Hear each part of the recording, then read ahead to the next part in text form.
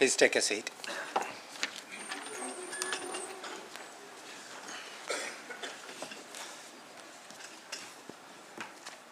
Before we start the meeting, could I ask all present to please treat everybody in this chamber with respect. I call upon Reverend Canon Daniel Burton for a reflection.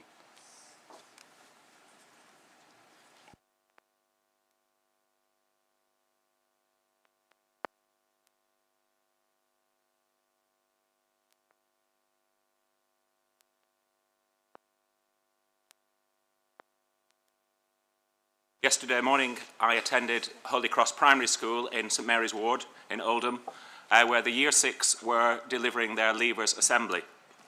They gave a wonderful reflection on respect, and I have their permission to share that reflection with Council this evening. This is a remarkably diverse school, a Church of England school that has approximately 60% Muslim children. They have a wonderful ethos and atmosphere in the school. This is what Year 6 children said as they were leaving. Now we will reflect on the importance of respect, a fundamental value that has shaped our time together. Respect means valuing ourselves and others, recognising the unique qualities that each person brings to our community. It involves listening, understanding and appreciating different perspectives, and treating everyone with kindness and dignity. As we move on to the next chapter of our education, we carry the spirit of respect with us. It will help us build strong, positive relationships, create a supportive environment, and navigate the challenges and opportunities that lie ahead. Remember, respect is the foundation of a harmonious and compassionate world. And the children read this prayer together, Christians and Muslims. Dear God, we thank you for each day. Please help us to respect and tolerate everyone, including those that are different to us. Help us to be kind and patient with one another and always show respect. No matter what race, age, gender or religion people are, help us to be fair and kind to them. Help us to cooperate, be helpful and listen. Protect all of us and help us to make our schools and the world a better place. I wish you a successful council meeting. Thank you. Thank you very much. May I remind members and members of the public that the meeting will be streamed live on a webcast from the Council's website and Oldham Community Radio. The Council has a commitment to conduct its full Council business in an environment that is welcoming, secure and safe for members, employees and visitors. It is important that meetings are conducted in a safe and fair manner. All persons present at meetings should be treated with courtesy and respect. This includes members of the public, elected members, employees and visitors. Behavior, language or actions that impact public safety, cause disruption or adjournment to the course of business at meetings are not acceptable. Members of the public are asked to, therefore, to note that public meeting protocol, which is also available on the Council's website, and elected members are reminded to note the elected member protocol and of the Members' Code of Conduct, which provides detail of expected principles of behavior. Item 1, apologies. I have received apologies for absence from Councillor Aslam and Lancaster and Councillor Sharp. Item 2, minutes. Is Council agreed that Council minutes from the annual meeting held on 22nd May 2024 are approved? Thank you. Declaration of interest. Are there any declaration of interest from members in respect of matters to be determined by the Council at this meeting? Can members declare any matters to the meeting? Mr Mayor, item 10, administration motion number 2, the Council note I have a non-registrable interest in that I am in receipt of an army pension. Thank you. In respect of the same motion, Mr Mayor, a declaration from myself in receipt of police pension. Yeah, myself please, Mr Mayor, I have a non-registrable interest in item 10, motion 2. Thank you. Thank you. Yes, Councillor Murphy. Mr Mayor, personal interest in agenda item 11, opposition business, motion 2, by virtue of employment by Greater Manchester Police. It's not a personal interest, it's only pecuniary. I've been advised it's not personal interest.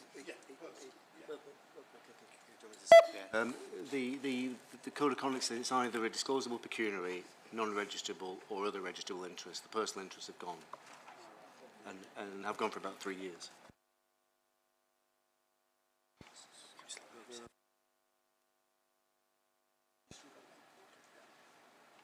Okay. And personal non-registrable interest on item 11 to notice of motion opposition business 2 by way of my partner being working for Greater Manchester Police. Thank you. Thank you very much. Item 4, urgent business. I have received a request from the Leader of the Council to suspend Council procedure rules in respect of agenda item 9. Councillor Shah, do you want to formally move it? Thank you, Mr Mayor. I'd like to move to suspend the Council's procedure rules at 2.1.1 and 2.1.3, both in relation to item 9 and in relation to the guillotine for this meeting. I'm proposing that reports, my report and the reports of Cabinet members at item 9 be noted as written with any questions to us to be submitted to the Constitutional Services by close of play Friday, with responses provided by close of business on Wednesday at the latest. This means we prioritise time for Council motions, which I think is right, and for public questions, given those issues the time they deserve for debate. I'm also proposing we move the guillotine to 7:30 p.m. to allow members of this chamber, but more importantly, anyone watching at home, to watch England in the Euros semi-final match against the Netherlands. Whilst I must admit, Mr Mayor, I have no personal interest in watching football on any normal day, I do think that these opportunities to celebrate our nation do not come along often enough, and when they do, we should allow people to take part and experience them. Thank you, Mr Mayor. Councillor Taylor, do you formally want to second it? Second, Mr Mayor. Thank you. All those in favour?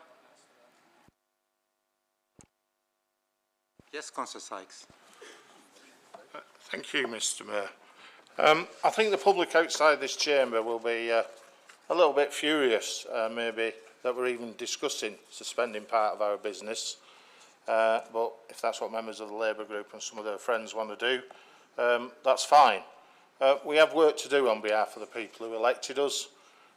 It's completely unacceptable to ignore that work so councillors and officers can leave early to watch the football. Don't get me wrong, I'd love to go home and watch the match, but I've got a council meeting and that comes first. The fact is we only have 6 full council meetings a year, and that's 6 opportunities where non-executive councillors can hold those in power to account. And that's what I think people expect us to do. Most people in Oldham don't have the luxury of knocking off just because they want to do, and I see no reason for councillors to behave differently. Frankly, if I was a cynic, I'd say that the Labour Party is hiding behind the football and are certainly offside if it carries the vote on this issue. And it would be shameful if any other councillors allowed the administration to hide from the public. Written questions and written answers are not seeing democracy is done and are not part of the debate that should happen in this chamber. The second part, so that's the first part in terms of the principle, and I don't know how you're going to deal with the votes, Mr Mayor, but the fact that the guillotine then gets shortened as well, rather than just let the timed items on the agenda, so this would be the appropriate way to say, I think the opposition motion section, which is currently timed at 30 minutes with 4 motions, should be extended by 10 minutes to allow the 2 groups that should be allowed 10 minutes to have 10 minutes on each of their motion and allow 5 on the other. So that I don't know if you want to take that as a separate proposal, Mr Mayor, or do it in the part of all this. But I do think, so I oppose the suspension of agenda item 19 and request we have a vote on that. And I'm also suggesting we expand opposition motion time by 10 minutes. Thank you, Mr Mayor.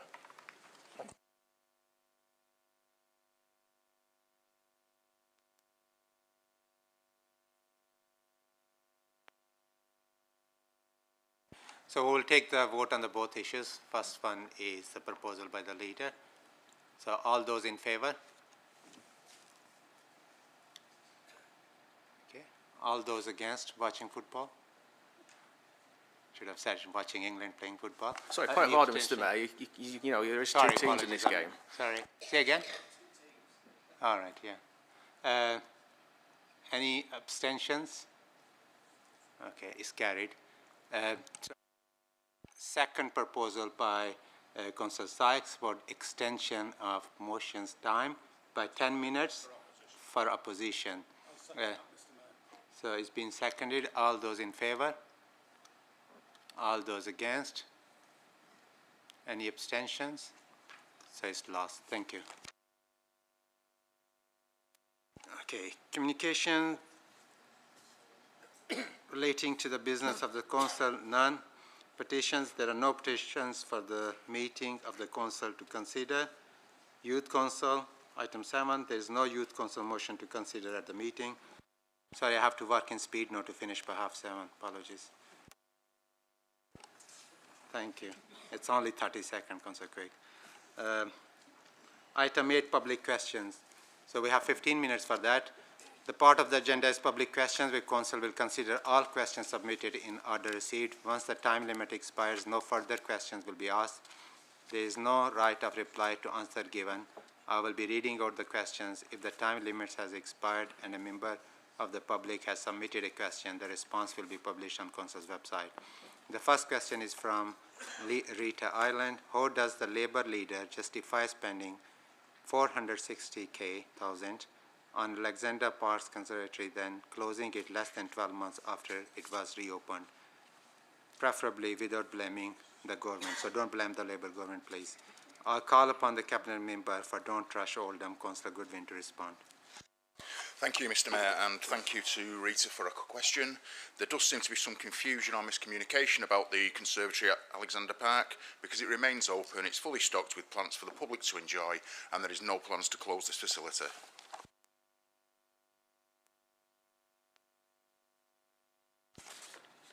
Thank you very much. Second question is from Lucia Ria. In light of the current situation of uncertainty of the council demographics and division across our town, I pose this question to the council. Can we set aside our differences and come together to support a central program that embodies the spirit of community and collaboration? By each contributing just £50 of your allowance, you have the power to provide the Oldham Theatre Workshop with 3,000 assisting them in their invaluable work with classes, workshops, and productions that so many of our children, young people, and volunteers are part of. This gesture not only demonstrates your commitment to the supporting the art and enriching our community, but also serves a display of hope for our residents, showing that cross-party working is not only possible but essential in making Oldham a better place. Will you join me in an endeavor to showcase unity and solidarity with the betterment of our town? Furthermore, would you commit to more collaborative work that benefits the town? I call upon Leader Councillor Shah to respond. Thank you, Mr Mayor, and thank you for your question, Lucia, and I hope she's watching tonight, and if she is, I'd like to thank her for continuing to contribute for her community in the way that she is.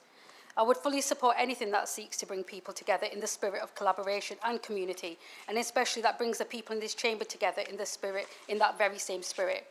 Oldham Theatre Workshop are an absolute gem in Oldham's crown, and I can think of nobody better to create something special that brings people from across Oldham together. As you know, councillors have individual control over how they spend their council budgets, but I am more than willing to support you in putting this to all 60 of us in this chamber to see if we can make that happen.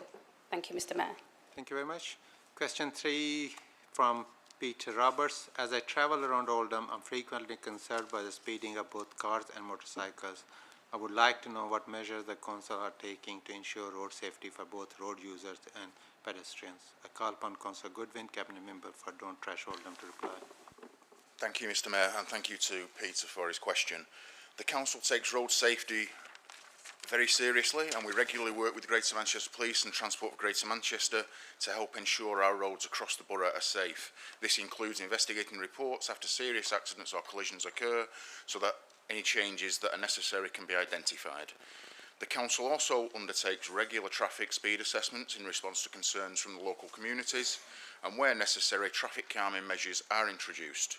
Where significant concerns are noted and there is sufficient evidence to confirm the installation, the council has and will continue to work with Transport for Greater Manchester to install speed cameras.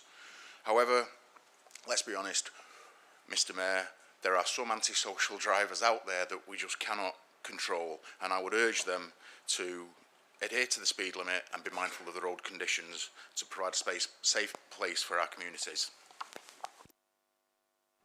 Thank you. Question from David Barter. While walking through the town centre, it's pleasing to see the redevelopment of the new market hall progressing. Could I ask for an update on how the project is progressing and when is it due to be completed? I call upon Leader Councillor Short to reply. Thank you, Mr. Mayor, and thank you for your question, David. It is good to see the new market hall taking shape and the redevelopment work progresses. The stallholders have been to visit the new market and have seen the internal space, which will be their new home for the next year. We've got more visits booked in for stallholders to view the space as they choose their locations and plan the design for the new stalls. This work will continue through to early autumn as we capture all the design and fit-out work stalls for all the stallholders. This detailed process of individual stall fit-outs is required for us to confirm the final completion and opening date of the new market, but we expect that to be in spring 2025. It's also very important that we continue to support our local markets, and we celebrated all our markets in May as part of the Love Your Local Market national campaign. This received great feedback from local communities as there were activities at Shaw, Royton and Oldham markets, and I encourage all our residents and members to continue to show their support for our market stallholders and local businesses. Thank you, Mr. Mayor. Thank you. So next question is from Leon Munro. I have recently heard that Saddleworth School will shortly become part of Academy Trust. I would like to ask in practice, what will this mean for students and why is this happening? A call upon Cabinet Member for Education and Skill, Councillor Mohan Ali, to reply, please. Thank you, Mr. Mayor, and thank you to Leanne Munro for her question. Saddleworth School governors have applied to become an academy and to join the Cranmere Education Trust. The final decision about accommodation is for the Department for Education. In due course, they will publish information about this on the government website. Saddleworth head teacher Mike Anderson has said that governors chose the Cranmere Education Trust because they feel it was the best fit for Saddleworth, as well as a well-respected local multi-academic trust with lots of experience and expertise in the secondary sector. The trustees at Cranmere are local people who are committed to improving the outcomes and experience of young people in Oldham. The school has a frequently asked questions section on its website which will keep students, staff, parents, carers and the wider community informed. Thank you. Thank you. Next question is from Paul Stock. Following the closure of Yodel in Shah, what steps are the Council taking to support employment opportunities for those affected? A call upon Cabinet Member for Enterprise, Councillor Fida Hussain, to reply. Thank you, Mr. Mayor. And can I thank Paul for his question. The Council has already been working closely with the management team at the Yodel Distribution Centre in Shaw as part of a formal consultation with 373 affected staff. The Get Oldham working team have offered careers advice and guidance through the National Career Service team, and the team that has set up delivered a job fair on site on 21st of June with 300 Yodel staff attending. This event included employees such as Stagecoach, DX, Delivery Service, Royal Mail, Every and Danish Crown. The Get Oldham team will continue to support those affected. Thank you, Mr. Mayor. Thank you, Councillor Hussain. Next question is from Dominic Wall. I'm pleased that our local bus services have been brought under local control as part of the B network, but I would like to know when communities will get their chance to have a say over changes to the routes of the service. I call upon Leader Councillor Shah to reply. Thank you, Mr. Mayor, and I'd like to thank Dominic Wall for his question. The B network allows all bus services to be managed as a whole system alongside Metrolink, trains and other modes of transport to create opportunities for connected timetabling, simpler ticketing and information, and allowing fare levels to be set up appropriately. The change over to the B network had to pick up the current and the previous bus service arrangements in March 2024, so there's not been any changes to route service or any timetables yet. However, we know that the B network will soon be reviewed, and this will be the time to make changes and amendments or to request additional services as part of the consultation process. We understand that Oldham's network review will take place in 2025, but at this time we're waiting for further details of the process from Transport for Greater Manchester. Thank you, Mr. Mayor. Thank you very much. The next and last question submitted for today's meeting is from Syed Maruf Ali. What percentage of young people between the age of 16 to 24 are doing apprenticeship? Can you please break this by ethnicity? There are a number of educational risk factors contributing to the young people's need status. but the most significant was that of low educational attainment at GCSE. How many people in Oldham received 5 GCSE, including maths and English? Please break down the figure by ethnicity and ward. Can we please share the NEET figure in Oldham and ward by ward and ethnicity? What intervention and strategies are in place to reduce the figure in Oldham? We are all travelers from birth till death. We travel through countries, cultures, and entities. Our journeys are shared by people we meet, the places we see, and the comments and the moments we experience. Very well said. I call upon Councillor Mohan Ali, Cabinet Member for Education and Skills to reply. Yeah. Thank you, Mr. Mayor, and thank you to Syed Maruf Ali for his question. There are currently 540 16 to 24-year-old apprenticeship starts for Oldham in the academic year 2023 and 2024. This equates to 2% of the 16 to 24 Oldham population. Gov.uk does not publish this data by ethnicity, so we are unable to provide this requested data. In 2023, there were 55.3% of pupils in Oldham gaining 5 GCSE grades 5 to 9, including maths and English. The figures by ethnicity were as follows: Asian 56.5%, Black 60.1%, Mixed 56.8%, and White 54.1%. I won't speak on the entire ward by ward breakdown because I don't think this be a good use of people's time, but I can confirm this data will be published by Constitutional Services when they publish the answers to the public question. In terms of NEET, Oldham Council works closely with our commission partner, Positive Steps, to deliver support to NEET young people via our NEET contract.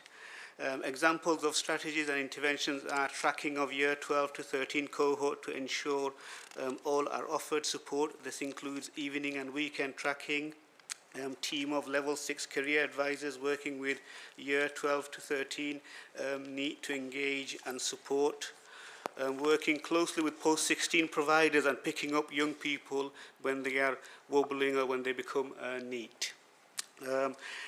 And there are significant more interventions, Mr. Mayor, that I have not mentioned, and this, will be published. I will ask Constitutional Service to publish that, my full response, on the website. Thank you. Thank you very much. The item 9, this is for you to note, reports of leader and cabinet members.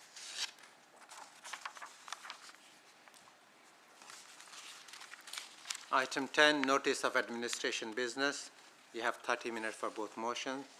Motion 1, advice for those affected by child sexual exploitation in Oldham. I call upon Councillor Hoban to move and Councillor Hinz to second the motion. Thank you, Mr. Mayor. I stand to move this very important motion, and firstly I'd like to thank the council leader and the administration for giving up this space within their time on the agenda to allow us as independents to give it the time that it deserves in this meeting. This motion is not about finger pointing or point scoring. It's not about the members in this chamber or the people with lots to say on the issue online. It's simply about those who have been affected by these disgraceful, despicable crimes, a group of people who have featured far too little in much of the noise on this issue in the past few years of the survivors. When we set out to bring this motion, we reached out to survivors who have been affected, some victims themselves, some whose family have been affected in other ways. And we've seen the devastating impact that this form of abuse has caused.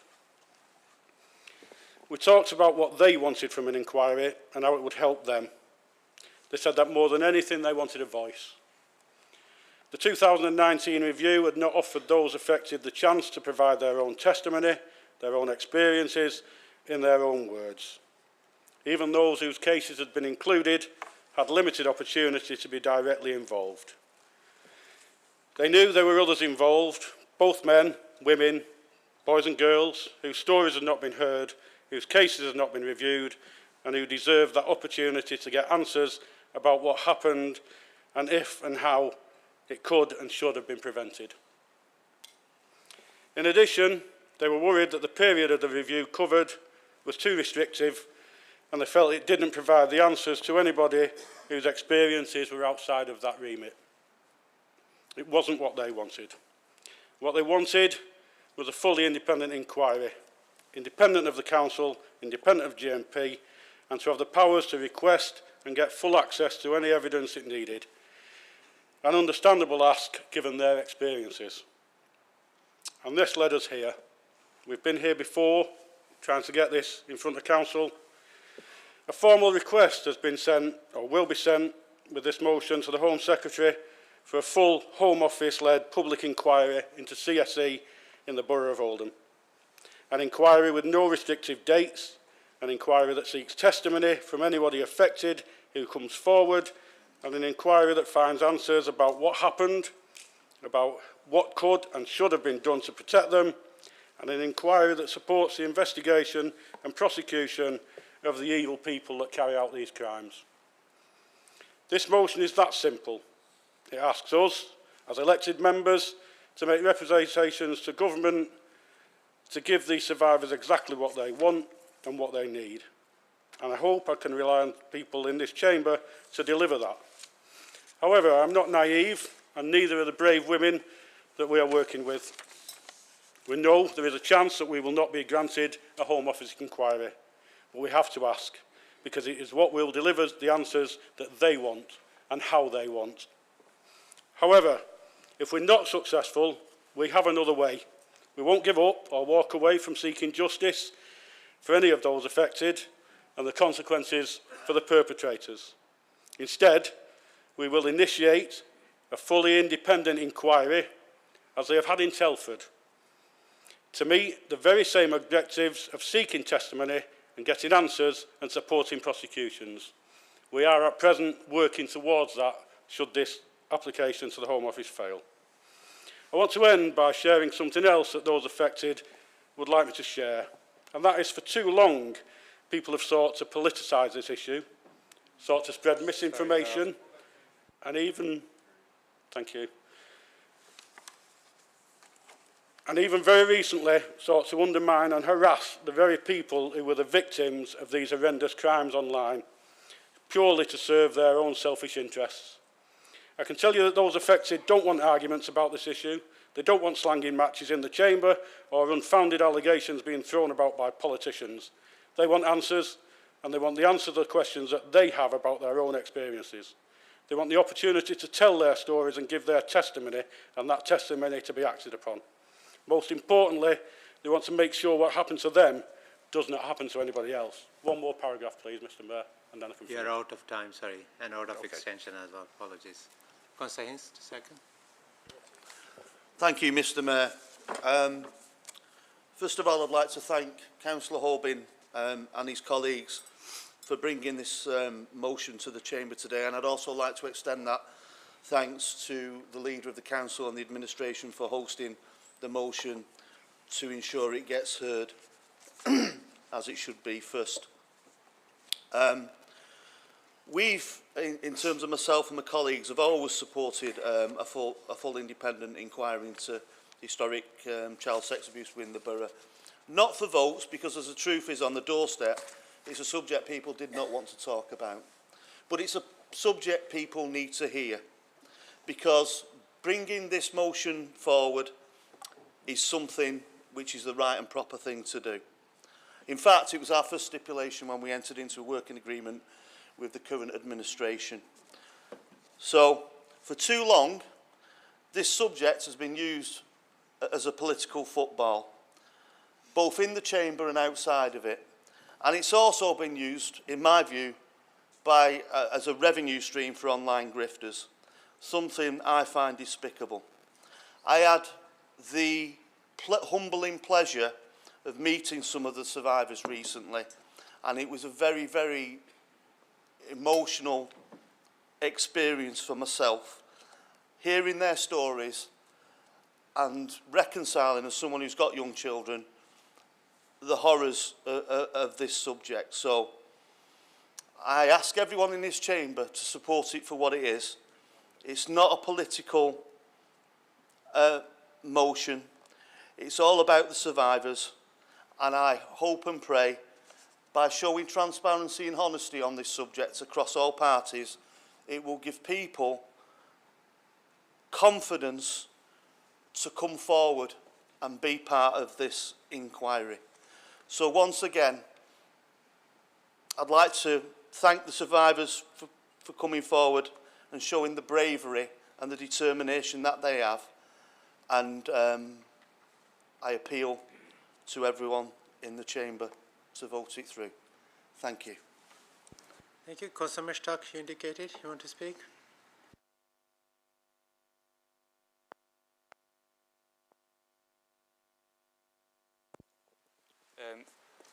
Thank you, Mr. Mayor.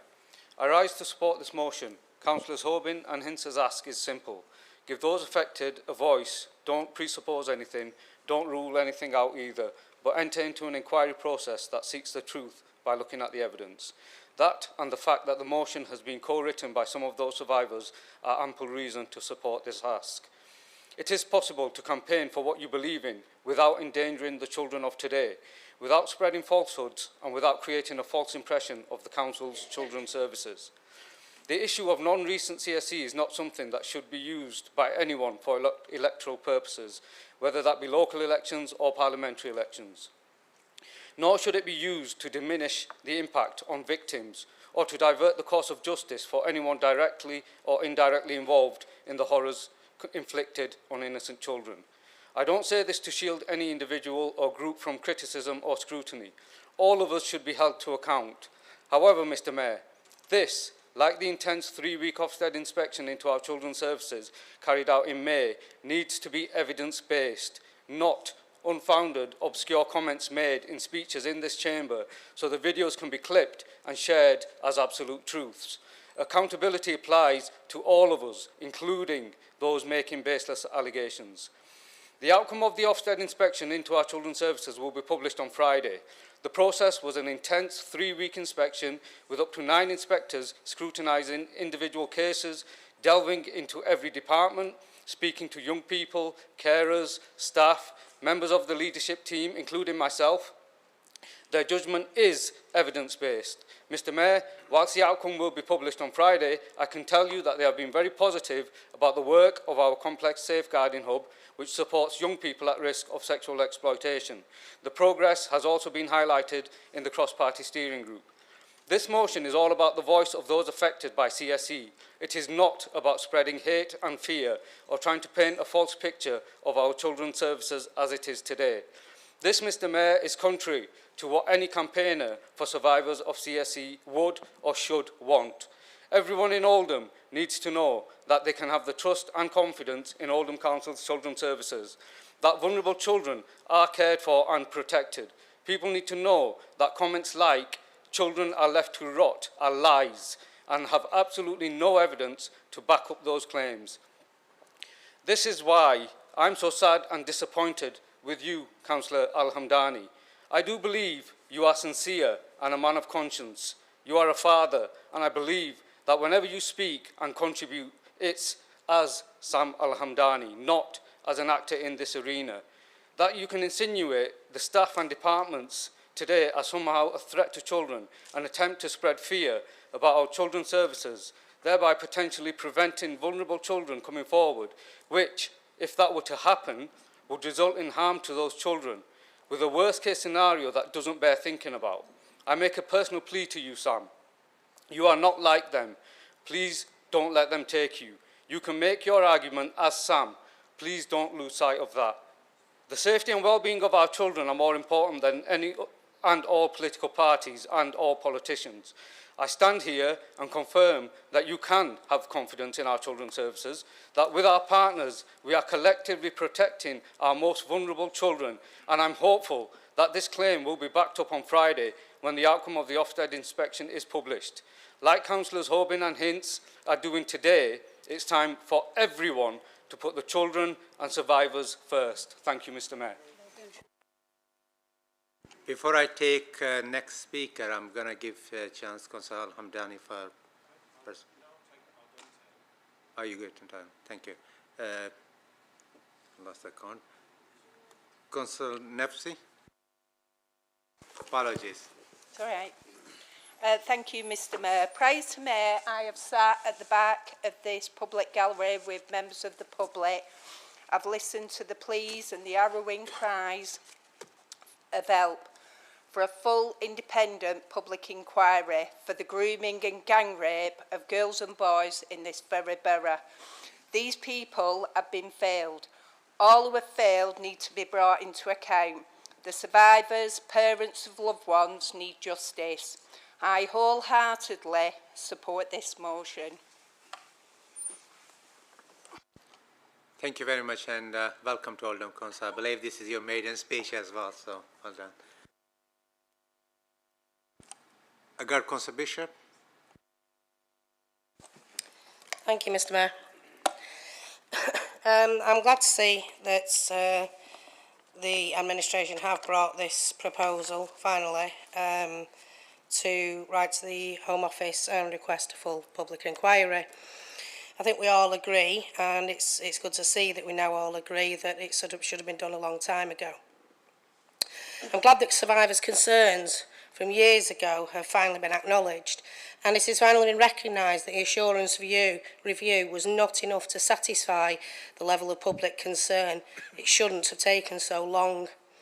Many hours of council time have been taken up, and this could have been done years ago and avoided a lot of distress and rehashed trauma for survivors, as well as squandering time that should have been spent identifying and helping those currently at risk at CSE. This is not a historic issue. This is an issue that is ongoing in every single town up and down this country. And CSE, I mean, I've heard a lot of stuff in this chamber. I'm going to go off piste a little bit now because I've heard a lot of stuff in this chamber, and nothing yet in it has convinced me that there are any experts on CSE in here. Now, there are experts at CSE in the country. Have we been interacting with them? Have we been getting in touch with them? Have we been getting advice? That I'd love to know. Coming back to the motion, I'm surprised and disappointed that a request for the publication of the minutes of the steering group are missing from this motion, and also a more regular update to full council more than once a year. This can be addressed in future meetings. The first part of the motion, realistically, is the only one necessary. What happens afterwards should only be consideration once we have that response, and that needs to come back to the full council before we decide what we do after that. Hopefully, this new government will be obliging, though, and grant us a public inquiry. The issue of CSE is a very specialised area, and that level of expertise does not exist in this organisation. Any future investigation needs to be completely independent of both the council and GMP. You cannot scrutinise yourself. Other agencies to be involved to cover all the dimensions necessary to support those involved in current cases and past. For example, you have Bernardo's, who've been leading on this for a long time. They have a lot of specialists, people who could help us. Dr. Sophie Hallett at the University of Cardiff. If you look into some of this work is already there. She worked with survivors over 10 years, and the findings of her research really need better scrutiny by this council. She found there's a lack of cooperation and coordination that really is key to dealing with this issue. And one of the things that came very strongly, and it's a quote from young people, is that CSA doesn't just happen. It happens because young people don't get the help they need. I hope the letter to the Home Office was very clear in its request for a full public inquiry, and I do think the letter needs to be approved by all group leaders before being sent. If the request is denied, then we need to go back to the drawing board. We should not be cobbled together on the hoof as this is. I'm very concerned by, for example, terms such as preparing the framework, continuing to work with survivors. There's nobody in here with that sort of expertise. This needs to go. Thank you very much, Mr. Bishop. I got Councillor Wahid next. Thank you. Mr Mayor, honourable members, today we stand on the cusp of what may transpire to be a significant milestone in our quest for accountability and justice. The administration has put forth a motion seeking a public inquiry into CSE, a motion that echoes the long-standing calls from the opposition for a comprehensive and transparent investigation into the heinous crimes that have scarred our town and our communities. The administration has in this motion admitted their previously launched steering group was limited in its collaboration with survivors, did not go far back enough or dig deep enough. Yet, time and time again, this very administration voted down our calls for a public inquiry. It is for that reason this feels like a bittersweet moment to see them finally acknowledge what was so obvious to the rest of the town. Although this motion still falls short of the comprehensive approach that we have been advocating, should the new government refuse our demand for a public inquiry, the alternative in this motion is not actually fit for purpose. And despite these shortcomings, I stand here urging every member of the opposition to vote in favour of the administration's motion. Firstly, it marks a breakthrough with this administration, who has conceded on their stance and has been cornered into asking the government for a public inquiry. And secondly, because the voices of the survivors compel us to do so. These brave individuals who have endured unimaginable suffering have made it clear that they want us to support this motion. My conscience cannot allow me to vote against this motion that represents a call for a public inquiry and has survivor collaboration, regardless of who presents it or whom it is presented on behalf. I take these precious seconds of my already reduced time to thank Councillor Horbin for making this happen. Thank you, sir, and well done. This motion, although imperfect, represents a step in the right direction.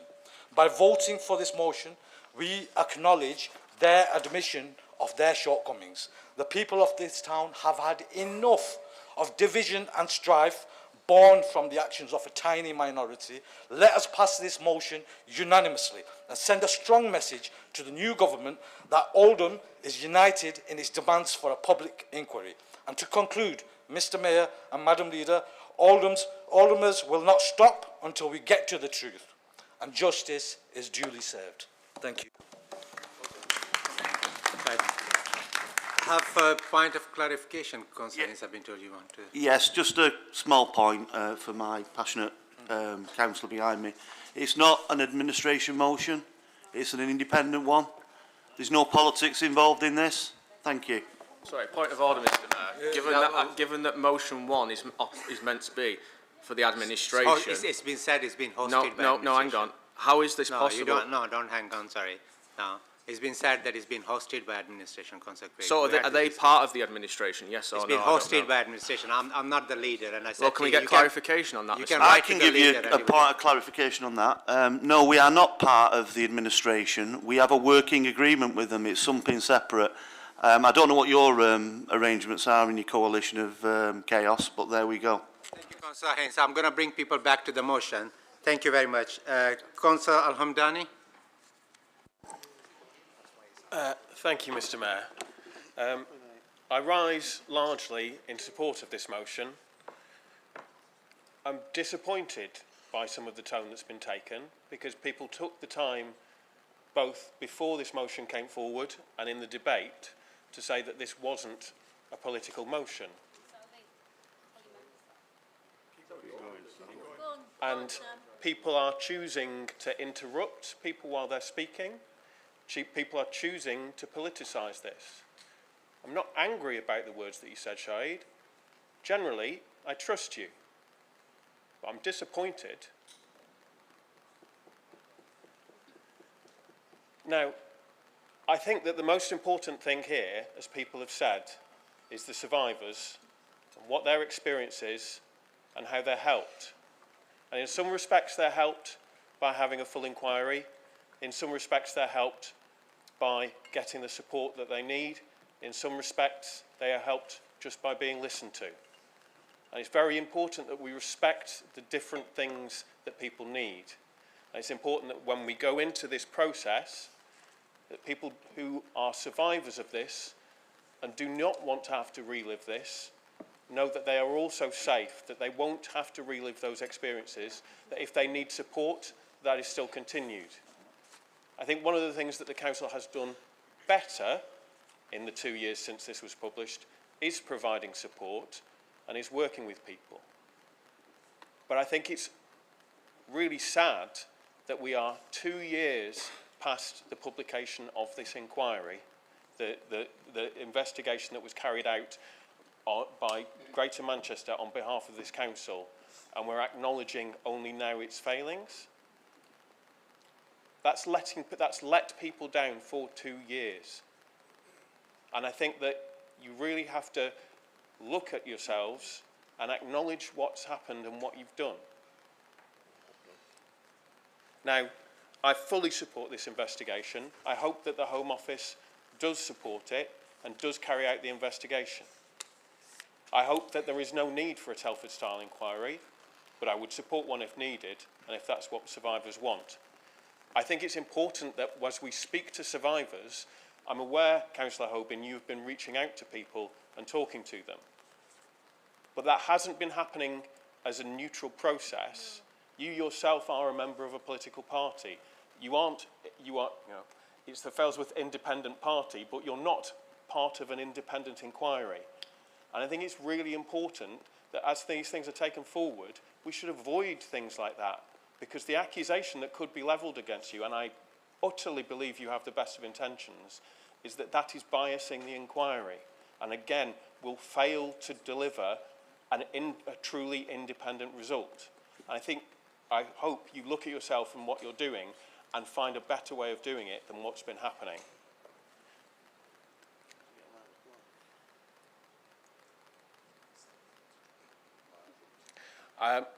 Thank you, Mr. Mayor. Thank you to the people who brought this forward. Thank you to the survivors who have spoken out. And to the ones who haven't, you have our support, and I hope that we manage to deliver something that is what you need. Thank you. Thank you, Councillor Hamdani. We are limited with time, and I'm going to move towards the vote. Councillor Hoban, you do have time now to reply. Thank you, Mr. Mayor. Thank you. I'll say my last paragraph before I get to answering some of them that I wanted to say before, and it was just to commend the bravery of those that have come forward and have helped to develop this motion and have their voices heard. We're here to listen, we're here to learn and work hard to provide that justice, and I hope unanimously we'll get support for this. For the issues that Councillor Bishop and Councillor Samandali have raised, I have no experience in this, and I hold my hands up at that. I'm not saying I'm skilled at any of this. I've reached out to these very brave people just to help us make this first step. If we get to the Home Office inquiry, which is what we would all want, yes, that will be great. But as we've tried before, the chances are we won't. And Councillor Bishop, I don't think we need to bring it back to here again, because we've already started now to look at what we can do if we get a no from the Home Office. As I say, I'm no expert. We have consulted some experts. We intend speaking to more. And to reassure people in this chamber, and Sam, as you've said, about my involvement in it, I've said all along, and I've said to the survivors just recently in one of our meetings, that we do look after them. We do. It's a burden that I'm sharing with my colleagues, helping these survivors. It's a heavy burden, and I've said to them, and they know, I can't wait for the day when I can hand this over to somebody independent and have nothing at all to do with it other than to update council. I want to hand this piece of work over as a piece of work to an independent like Telford and let them deal with it with no involvement of council whatsoever. So be assured that I'm not involved in that way, Sam. I'm just helping these survivors with the first step into getting what they want. It's not what I want, it's what we should want as a council, and it's definitely what the survivors want. So my involvement will be to get this across the line and to set it up for them survivors then to decide what they want, who they want to lead it, and then it will be handed over to them. I am no expert, none of us in here are, and I think we need to leave it to those experts and to the survivors that we're already working with, to the survivors that will come forward when we reach out to them. It's their motion. This is what we're fighting for tonight for them. Nothing to do with anybody in here, nothing to do with anybody online, nothing to do with politics, and I agree with you about the politicisation of it. It's something that I don't want, and I think it brings disgrace on us by making it a political issue. All I want is this motion to go forward so that we can go to the Home Office, but that we are prepared for if they come back and say no, and that we're doing everything right, and we're doing everything right for the survivors, because they're the ones that we should be caring about. And I ask everybody in this chamber, let's give a unanimous voice to this motion and to the survivors and say, this council are right behind you 100% of the way, and we will not stop until your voice has been heard. Right, moving to vote. Does Councillor agree with the motion? Those in favour? I've been told to say unanimous. I would have said it anyway, so thank you. It's all right. Second motion, I'm sorry you don't have time to speak on it, so do you want to move formally and second it? Yeah, I'd like to formally move as written. Councillor Stritch? Could I second it formally? Thank you. Thank you. All those in favour? Can I say unanimous? Yeah, it is unanimous. Thank you.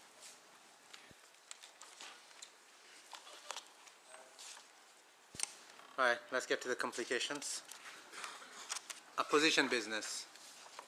So, according to the rules not set by me, set by the group leaders and previously, opposition has 30 minutes. No, that's not set by me. Opposition has 30 minutes per business. So we have 3 motions, and it's been indicated that Councillor Wilkinson, you would like to move your motion to vote without having a discussion. That means we have 15 minutes for 15 minutes for man opposition leaders motion for Lib Dem, and remaining 15 minutes can be split into 7.5 minutes each. Is that correct? That's fine, Mr. Mayor. Thank you very much.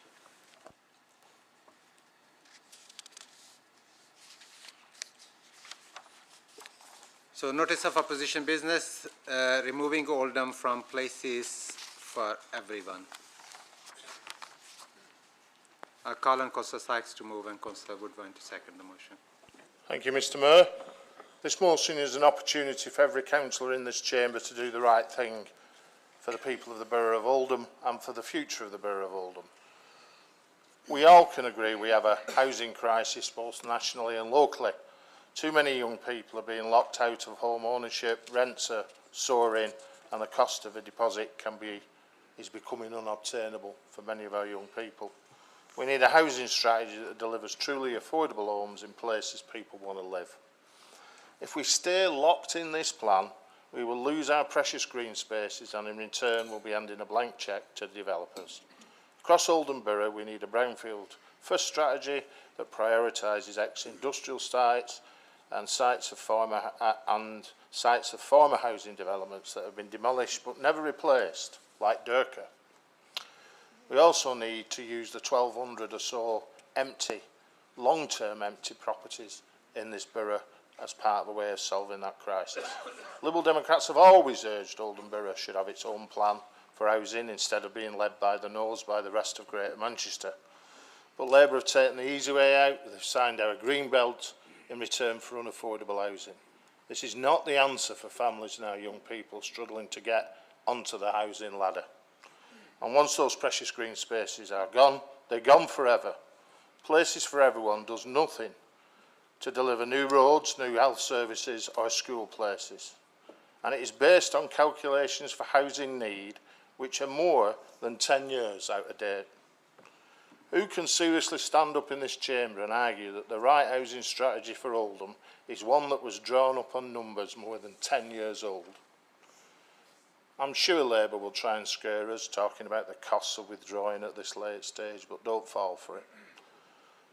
because the cost, or real cost, is for future generations will be much higher if we stay locked into a developer-led housing strategy. After passing this motion, we will receive a report at the next meeting which sets out the full implications of withdrawing.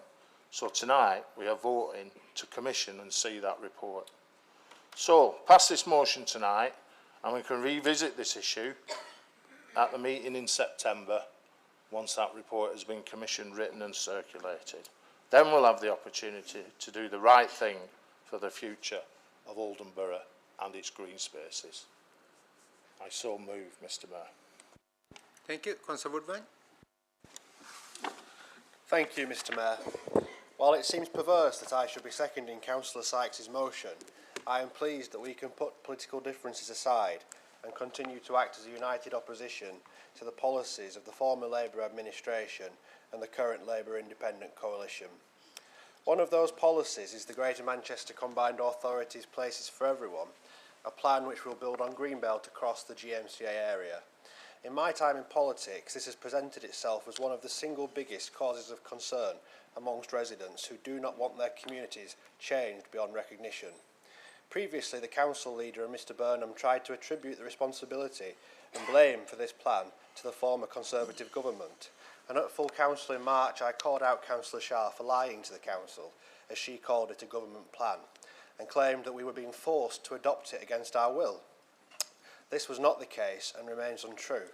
However, if we extend that logic, surely the new Labour government is also to blame, and therefore the Labour Party will now accept responsibility for it, or not. This plan has always been ideologically driven by Labour Party politicians and is unacceptable. It was not directed by the Conservatives. Despite the positive spin Councillor Shah and the Cabinet Member for Housing attempted in March, the mask quickly slipped and the two of them, true to form, instantly started to attack the Conservatives in government. With this plan, the Labour Party are playing monopoly with people's lives, but they don't have that get-out-of-jail-free card anymore. I told Councillor Shah that she was lying and that the government had removed housing targets from local authorities. Less than a week after that meeting of full council, the MP for Ashton-under-Lyne and formerly Failsworth confirmed on social media that the Tories caved into vested interests by scrapping local house building targets. Sir Keir Starmer has also stated he will reintroduce housing targets Mr. and Mayor, run roughshod over Mr. Mayor. resident Please objectives. let him finish and I'll No, give I've you been repeatedly called a liar, is so I'd clear. like him to clarify Yes, in his I'm response about- why I'm I've about to lied. clarify it for you. Mr. Mayor. Can I have that time back, please, Mr Mayor? I'm going to clarify the situation for her. Let me chair the meeting, please. It's clear to me. Let him finish and I will give you a chance to It's clear to me that the council leader was either misinformed, as she told me that there had been no changes to the planning rules and that the housing targets haven't changed at all, or she willfully lied and misled the council when the vote on this plan took place on March 13th, 2024. Councillor Shah, in her patronising sort of way, told me I should go away and Google it, as I didn't know what I was talking about, so I did. Upon Googling it and reading the National Planning Policy Framework, paragraphs 67 and 145 to be precise, my prior understanding was confirmed. These changes are in black and white and can be seen when comparing the most recent copy of the NPPF to the previous 2021 version. The Conservative government did remove housing targets and did tell local authorities that building on Greenbelt is not necessary. I am therefore proud to present this opportunity to full council to correct the record and reconsider the decision to adopt the GMCA PFE plan. Thank you. Councillor Shah, do you want to give your personal explanation? Yeah, I would like a point of clarification. I think he's called me a liar about 3 times, so I would like him to Google the word liar and find out what that means. But also, the planning targets had not been... The planning targets, it's a fact that the planning targets had not been changed in relation to our plan. So I would like to know whether I'm the liar in this chamber or him.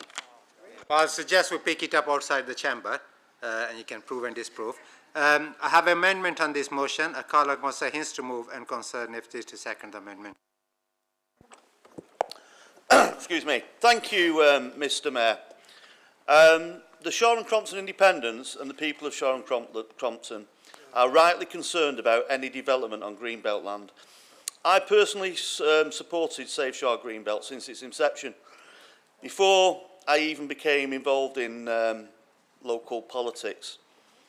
And I and my colleagues fully believe PFE is nothing more than a land grab to benefit profit-first developers dressed up as doing something in the national interest.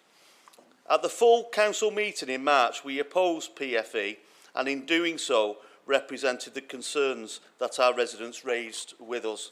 However, now that unfortunately PFE has been adopted, there are no powers for the council to undo that decision. The council can only request that the Secretary of State revokes that decision. This would be the first time any such request has been made for a newly adopted plan. So this is entirely new territory without legal precedent. Therefore, we need to ensure that we give ourselves enough time for a rigorous assessment, as we will need strong evidence to present to the Secretary of State. Consequently, we have amended this motion to ensure that, firstly, as elected members, we are fully involved in this process.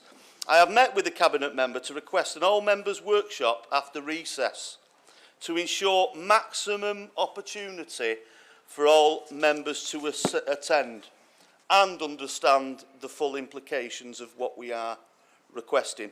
I do not believe this task should be handed over to officers. We are the ones with the mandate, and we are the councillors should be involved in shaping our response to PFE. I agree with the mover that the final report needs to come back to full council so we can debate it and vote on it.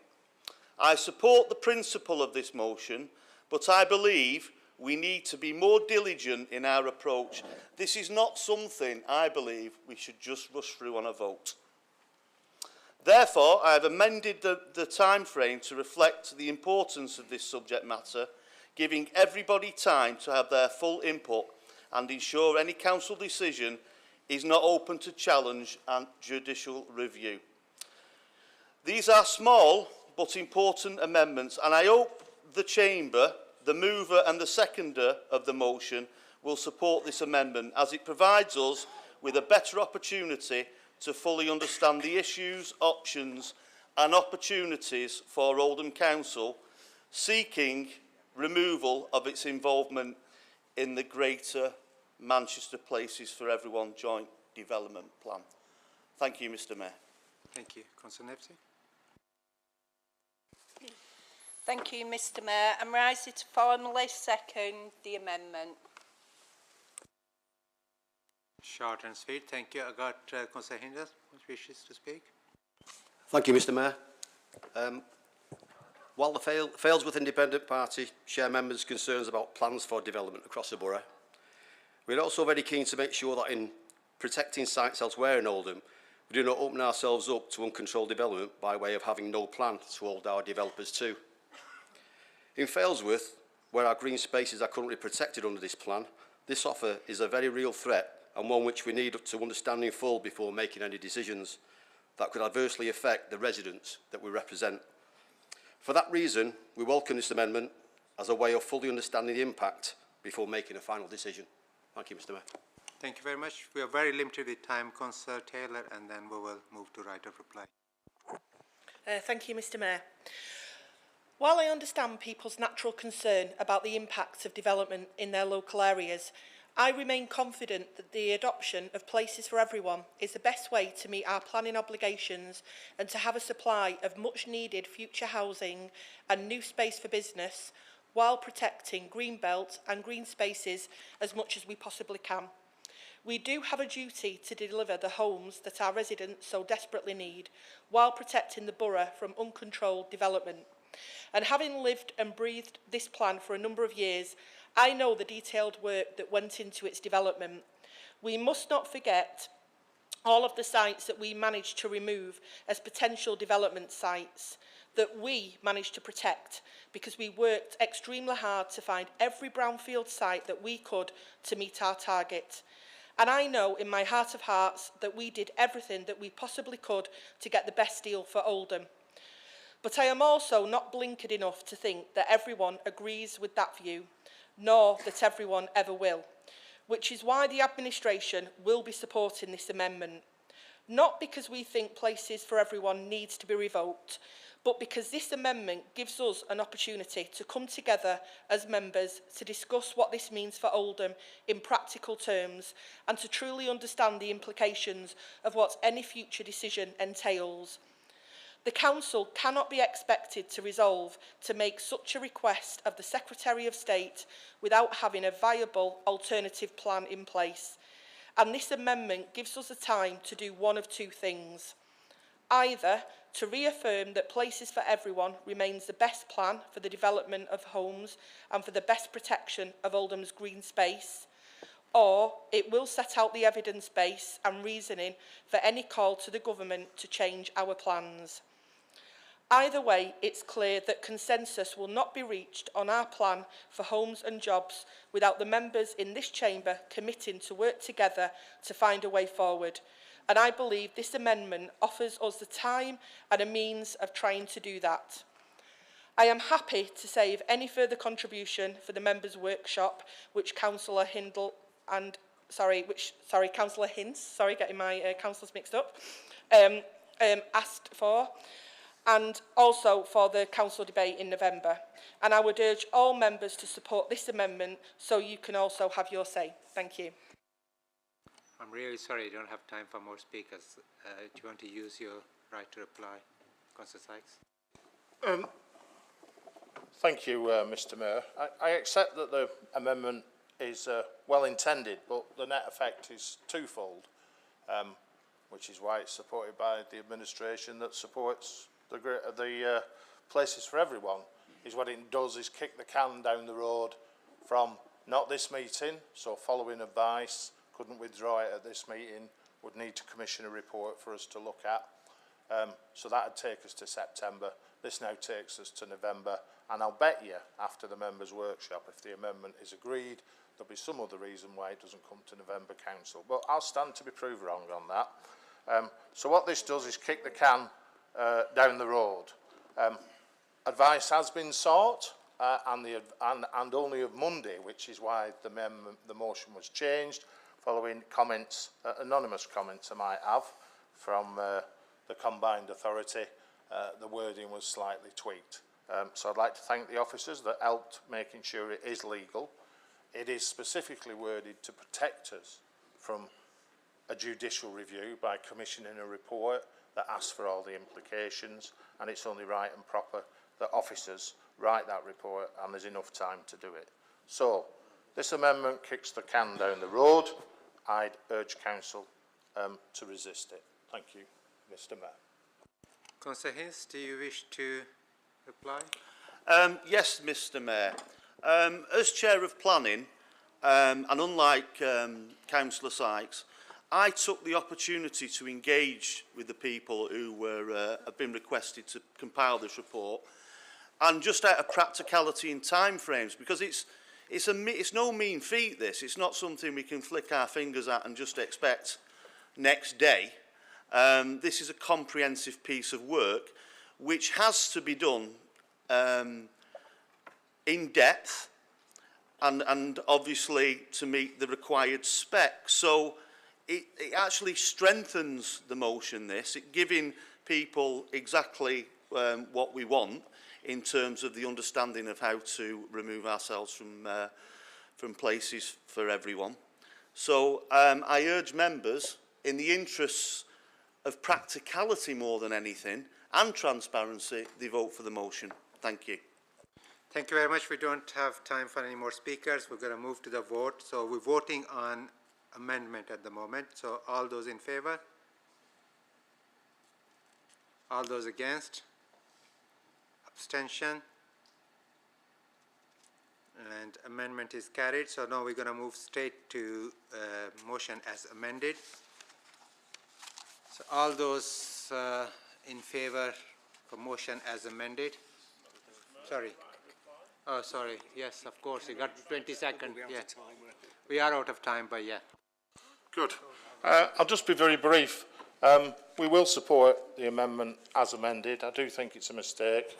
And I'll just say this one thing. The consistent message I get from people who try and build houses in this borough is they are hampered sometimes by the slowness of planners to get back to them and to do some things.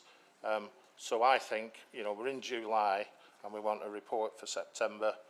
You know, people should be able to do that without a shadow of a doubt, and if they can't, we're employing the wrong people, really. But at least we've got something on the agenda, and I reluctantly would urge Council to vote for the motion as amended.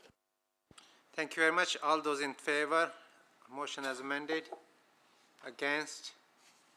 No abstentions, so carried. Motion 2, you have 7 minutes because your working partners have taken 30 seconds, Councillor Quake. So, Councillor Quake to move and Councillor Alhamdani to second the motion. Thank you very much, Mr. Mayor. I rise in support of, obviously, to move the motion as presented. I think, obviously, we've discussed this in slightly, I could say, in the administration/non-administration motion 1. But what I will say, and in order to try and keep things as concise as possible, is that it goes back to 2019, as far as I'm aware, of this becoming a issue of which politicians in this chamber actually discussed, Councillor Hoban. And let me be clear, it was my former group leader and former councillor, Councillor Hudson, and I think Councillor Sykes, who wrote to the Chief Executive at the time in order to bring this up as an issue. In fact, Councillor Hoban, it was Councillor Hudson who seconded the motion, the very first motion that you put down on this subject. So there was already at the very beginning cross-party support in the opposition anyway to try and get something done in 2019, 2020. But unfortunately, it's taken until now, nearly 7, 8 goes to go, to get to the stage where we're at. Now, obviously, our motion includes, unlike the motion that's passed, about Greater Manchester Police's role in this, other outside agencies, and all those groups that may have known about it but done nothing about it. Because everyone is equally culpable as corporate parents to what went on. And to Councillor Mushtaq, sorry, children were left to rot. Otherwise, we wouldn't have the problem. If the issue wasn't there, if they weren't left to rot, then we would have had this issue sorted. But they have been. People were left and were ignored on this issue. So we need to make sure that when it's robust, that when we investigate, it's robust across interagencies. Because it's sometimes a little bit too easy to allow some of the agencies to get away with not saying anything at all or refusing to give evidence. And I think that is where, if the Home Secretary does allow it, the new Home Secretary, I think it's Secretary Balls or Cooper, whatever she may call herself, is going to allow this to happen. If it doesn't, then obviously it comes back to having a non-statutory inquiry, which will then be led here. But we have to get those details right with the right experts involved. I'm no expert, most of the council in this aren't experts, but we need proper scrutiny and we need proper investigations, and that will take, unfortunately, will take some time because of the passage of time. As Councillor Bishop, Helen, alluded to, it has taken us years to even get to this stage. And that has been wasted time that could have been used to investigate these crimes. I mean, in some cases, when you look to Rotherham and Rochdale, some of these people are even being potentially put forward for early release. I mean, that's how much time has left since Rochdale. How much time will it be before we get to where we need to get in Oldham? And for me, it does cut across party, but it's up to us now to either support this motion that's been put forward. Yes, it does include some of the things that were mentioned in administration motion 1, but it includes some other things as well to try and broaden that scope out for the investigation. And I just think no stone should be left unturned on this, because it isn't just young girls, it was young boys, and it was people from, whether they were from the Bangladeshi community, whether from the Pakistani community, whether from the English community. These people were affected by what was essentially crimes that just went unpunished, uninvestigated. And I think... Thank you very much. Sorry, it's 1 second. Thank you very much. Councillor Hamdani, do you want to second it? Sorry, Mr Mayor, point of clarification on... No. The seconder. Thank you, Mr Mayor. Thank you, Councillor Quigg. I rise to second the motion.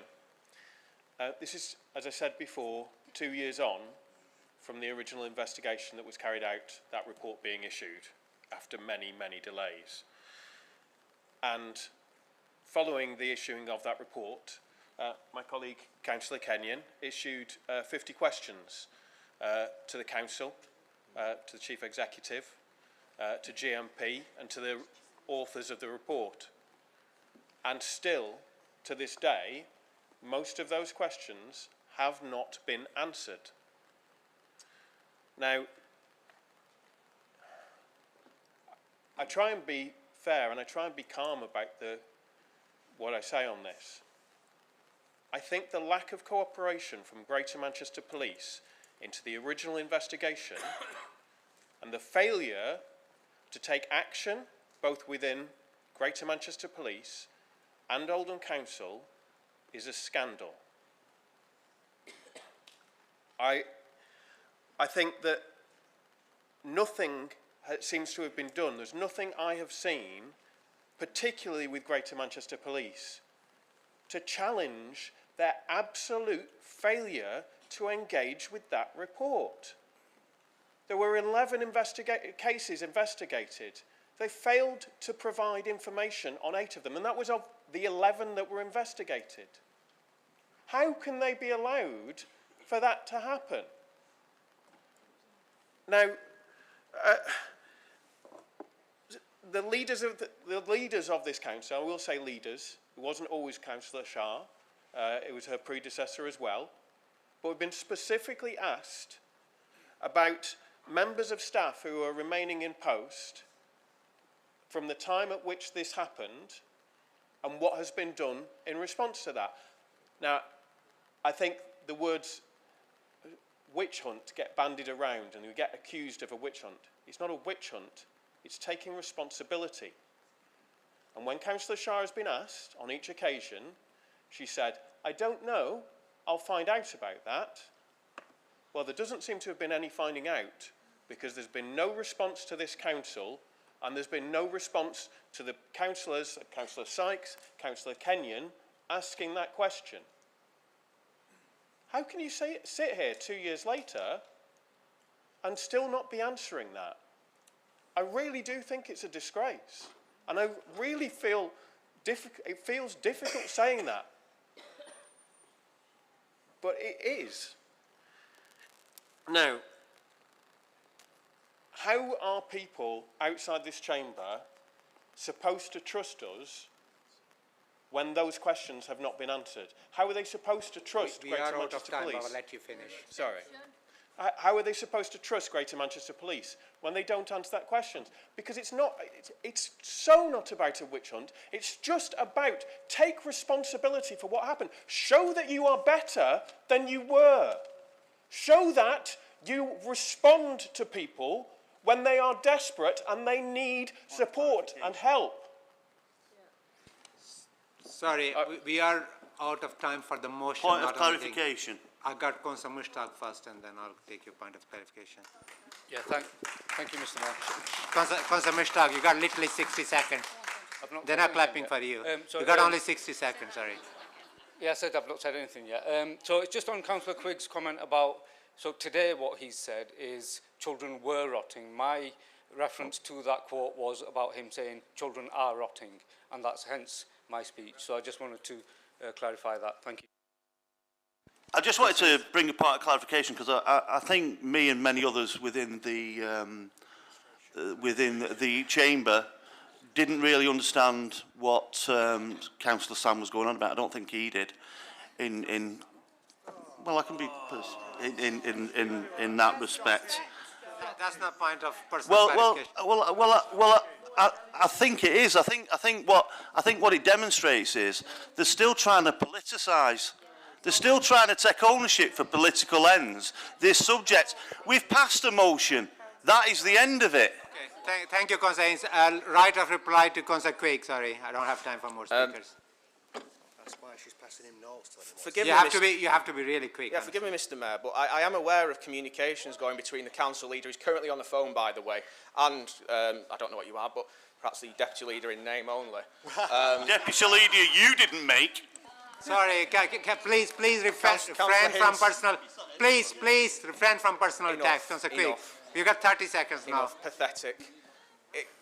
I mean, it's. Which, do you know something? No, Councillor Quigg, please. No, right let me continue. Councillor Alam Darnay has expressed perhaps better than I did, but he's absolutely correct when he said about Greater Manchester Police's role in this. Councillor Kenyon's questions go unanswered. My maiden speech was on the review, and we had everyone sat there at the top table basically denying what had gone on and only presented what they saw as 12 cases. This just because you pass with the first motion doesn't mean that our motion is any less. It's a fact. We are entitled as the opposition to put that forward. We have done. We live in a democracy, Councillor Hints, not a dictatorship. And it's quite, as far as I'm concerned, about us trying to deliver this with these added extra points on in order to get this the broadest scope possible to the investigation rather than it being narrowed. Because, unfortunately, this is what could end up happening, that we don't get the full picture. I want the fullest picture and the best investigation possible in order to see not just where this council failed, but where GMP failed, where other organisations failed. Thank you, because we are not they are not alone in this failure. And I think, please, Mr. Mayor, I hope people will support this motion. So I got point of personal clarification. I suppose it's about your phone usage, is it? No, it's not, Mr. Mayor. I think because you allowed me to be called a liar twice and then allowed somebody to call me patronising. No, Councillor, to be clear, I need to clarify. No, sorry. I need to clarify No, something. I think I need to make personal point of clarification. I have not allowed. I can't control people language. However, you have a standard board. You can refer people to the standard board. I will be certainly doing that, but I've known in the past for people to be asked to withdraw their comments.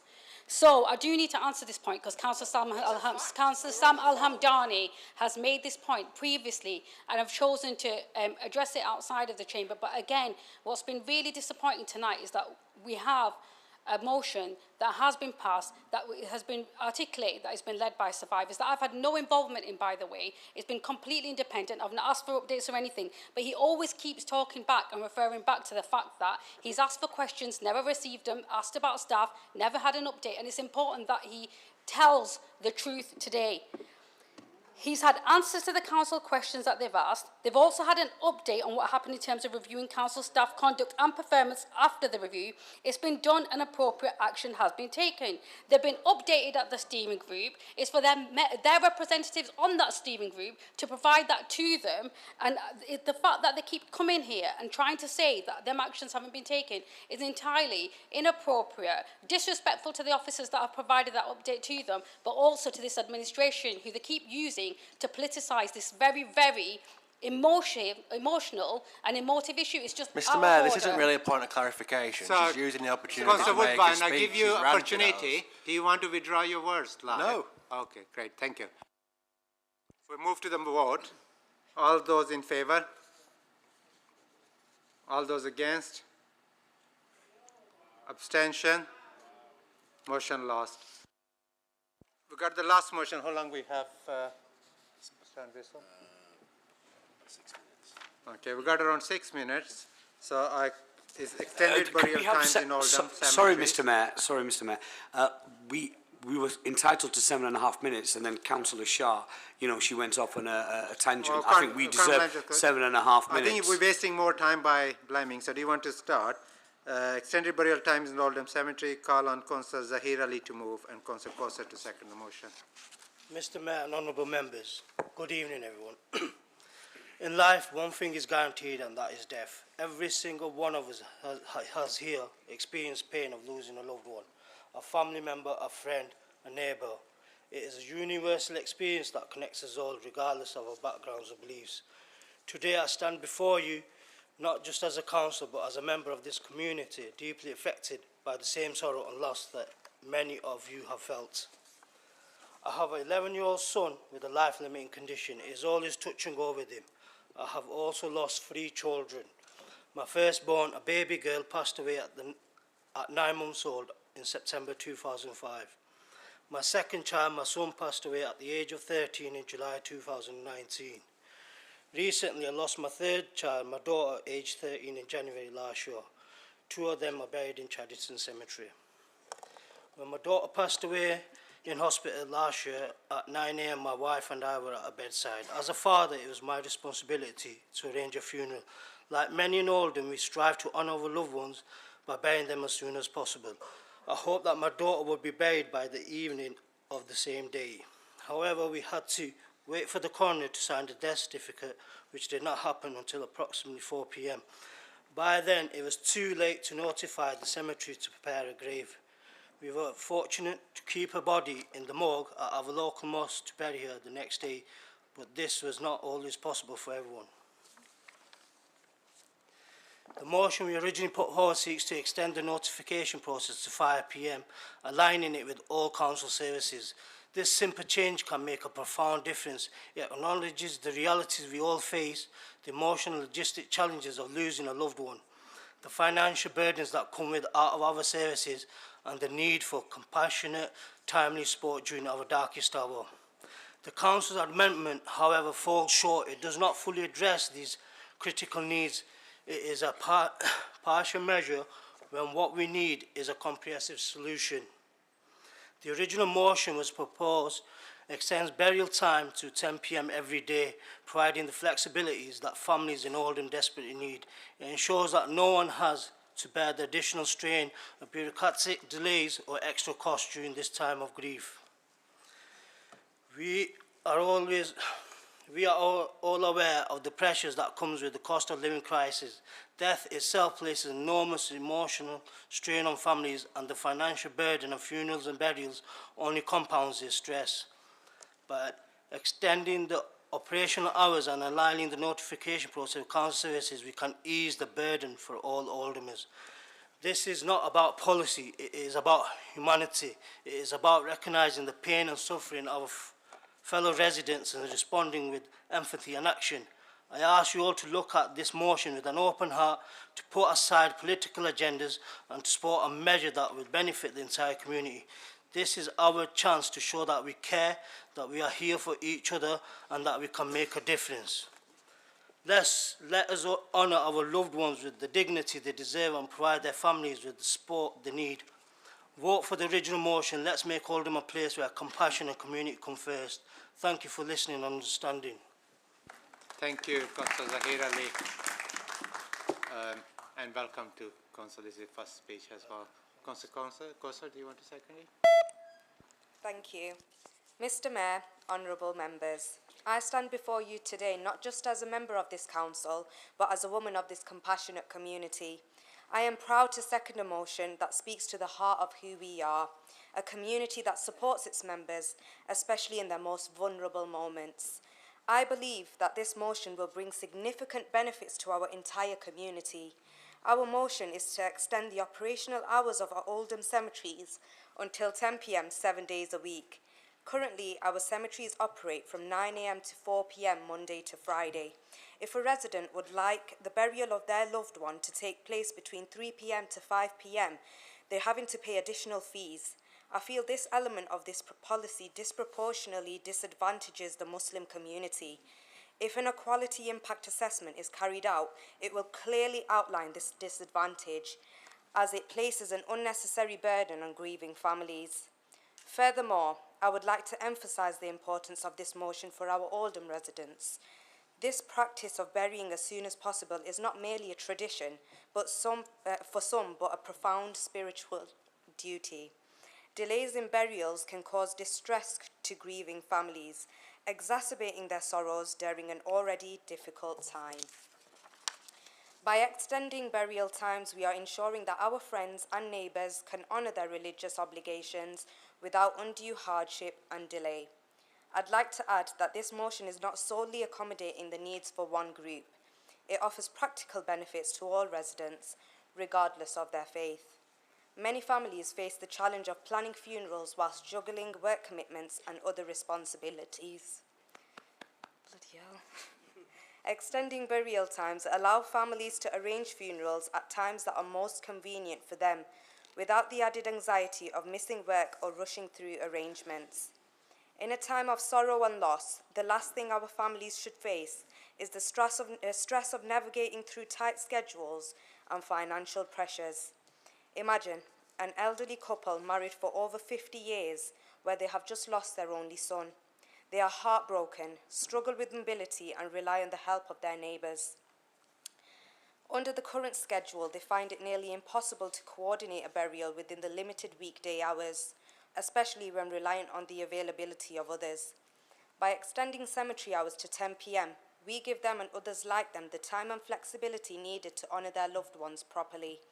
This proposed change will eliminate the need for special out-of-hour arrangements. Instead, it will provide a seamless and compassionate service. Additionally, by introducing fixed tariffs, we will bring transparency and predictability, easing the financial worries of our residents. By passing this motion, we are taking a significant step towards creating a more empathetic and equitable community. We are acknowledging the diverse needs of our residents and ensuring that, in their time of grief, they are met with understanding and support. So I urge you all to support this motion. Let's come together to show that in Oldham, we care deeply for one another, in life and in death. Let's extend a helping hand to those who need it most and prove that we are a community that stands together always. Thank you. Thank you, Councillor Kosar. Again, welcome to Chamber. I don't have time to take more speakers, so we have amendment on that. I'll ask Councillor Shah. Could I have a point of order, Mr Mayor, on the actual amendment, if that's possible? Basically, since the beginning of your tenure, you've said that you've always been fair to all the councillors. So I'd like to draw your attention to the amendment actually at hand. The Labour amendment changes the Oldham Group motion completely. Instead of a flat rate cost, they propose to retain the out-of-hours charges.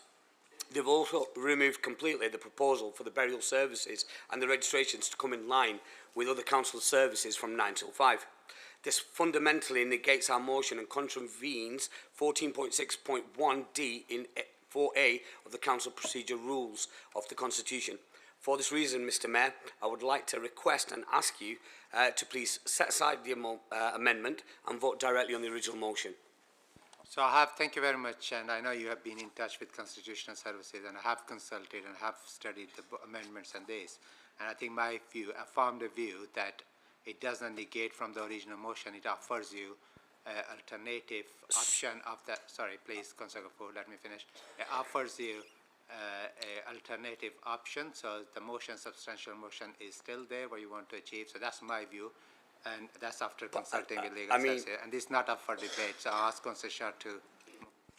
Thank you, Mr Mayor, and I'd like to join you in congratulating Councillor Navesey, Councillor Raleigh and Councillor Corser. Speaking for the first time is daunting, and I think they've done really well in that regard. And an extended emotive sort of thanks to Councillor Zahir for sharing something so personal. But unfortunately, I do stand to move an amendment to this motion, but only to set the record straight. The truth is, this issue has been entirely manufactured on the doorsteps and on WhatsApp groups by the Oldham Group at the expense of the peace of the mind of those they allege to represent. They peddle identity politics, manufacture outrage, and then take credit for the things that are already being done. This council already meets all requests made for the same-day burials, out-of-hours burials, and weekend burials. We're already flexible on notification times and paperwork deadlines. We already have a fair charging policy for out-of-hour burials, where the surcharge simply meets the additional costs of the staff and nothing more. To try to make people who don't use this service share those additional costs by having a flat fee would be wholly unfair. We have been working with the Mosque Council and other key representatives since last year in the spirit of improving our service, and we've already made changes on notification times and paperwork deadlines. We've also started holding burials at later hours, and I think there was one just a couple of weeks ago, or just after 7 p.m. The truth is that this work is already being done, and credit for this work should go where it is due, to the diligent members of the Mosque Council and those other key representatives who have been working with us on the issue for many months. Thank you, Mr Mayor. Point of clarification, please, Mr Mayor, if that's possible. First, who's seconding it? Thank you, Mr Mayor. I rise to second this amendment, and I do so knowing that our council staff work diligently to support the families and residents of Oldham during what is one of the most painful days of their lives. We do not charge families for out-of-hours burials to make money, nor do we do it to discourage such requests. We do this because we recognise that staff working out of hours require adequate compensation for giving up their time to ensure that our diverse community is supported at the times they require. Mr Mayor, our cemetery teams have worked tirelessly since the leader met with the Mosque Council, reviewing policies, implementing changes that strengthen the support we offer families in Oldham. We are committed, however, to consulting on changes when they are made and working with staff, Sorry, stakeholders... Councillor Goodwin, we are really out of time. Okay, Apologies. thank you, Really Mr sorry. Mayor. Just a, I think as point of clarification, either you have a point of order or point of personal explanation. So. well, personal explanation then. I mean, this is not political. This is what we have been doing since the beginning of the inception of the Oldham Group. These are the things that we started last year, Councillor Shah. I think and you know what? that point We'll continue to do it regardless of what you say or what you do. This is our... Councillor Gafoor, please. No, please. Please. I think it is a very sensitive topic for all of us.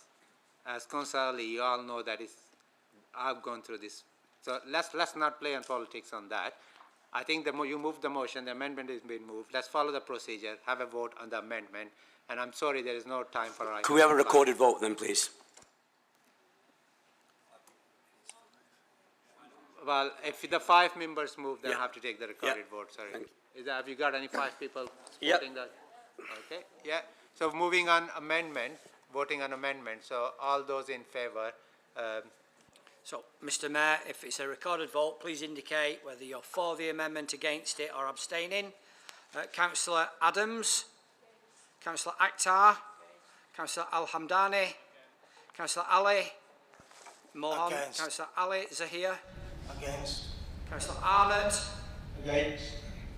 Councillor Azad, Councillor Ball, Councillor Bashforth, Councillor Bishop, Councillor Brownridge, Councillor Byrne, Councillor Charters, Councillor Sharon, Naveed Chauhan, Councillor Cosgrove, Councillor Davis, Councillor Dean, Councillor Gafoor, Councillor Goodwin, Councillor Hamlet, Councillor Harkness, Councillor Harrison, Councillor Hints, Councillor Hindle, Councillor Holbin, Councillor Hughes, Councillor Hurley, Councillor Hussain Akhtar, Councillor Hussain Feeder, Councillor Hussain Janay, Councillor Hussain Sajid, Councillor Ibrahim, Councillor Iqbal, Councillor Islam, Councillor Jabbar, Councillor Kenyon, Councillor Kuza, Councillor Malik, Councillor Marland, Councillor McLaren, Councillor Moores, Councillor Murphy, Against. Councillor Mushtaq, Councillor Nasheen, Councillor Navesey, Councillor Quigg, Councillor Rustage, Councillor Shah, Councillor Sheldon, Councillor Shuttleworth, Councillor Sykes, Councillor Taylor, Councillor Waheed, Councillor Wilkinson, Councillor Williamson, Councillor Woodvine, myself, Mr Mayor. Voting on motion as amended. All those in favour?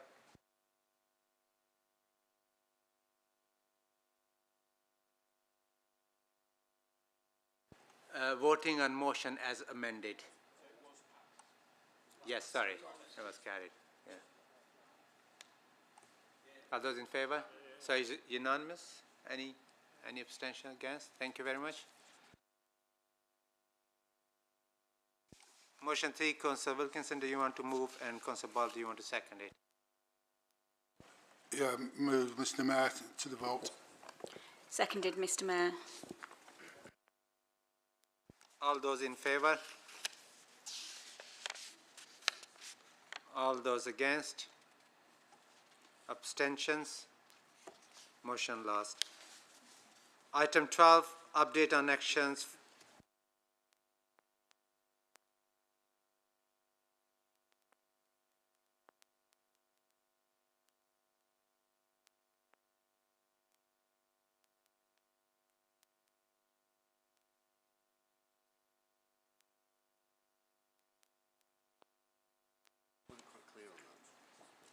Mr. Entwistle want me to redo the voting on it, so because we were not clear. So all those, that's all right. All those in favor of the last motion? The motion 3, Save Oldham Coliseum. Motion 4. Okay. All those against? Okay. Any abstentions?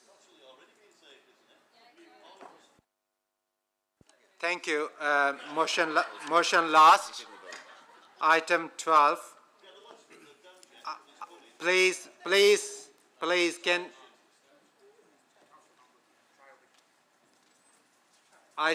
can we stop Councillor Hamlet days? I have to say I'm sorry, it's really childish behavior. This is the 5th time I've seen this. Please, can you stop this? Even Daniel preaching everyone with respect didn't work. I don't know what else will work here. Can we get him a rattle?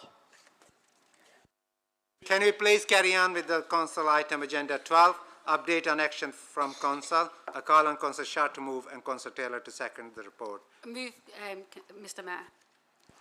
Second, Mr. Mayor. Do you want to speak on that, Councillor Woodvine? Thanks, Mr. Mayor. I just wanted to say that I'm rather dissatisfied with the update from the action from Council in terms of the community first aid motion. Only one of the resolutions has been actioned, which is to send a letter to the Prime Minister.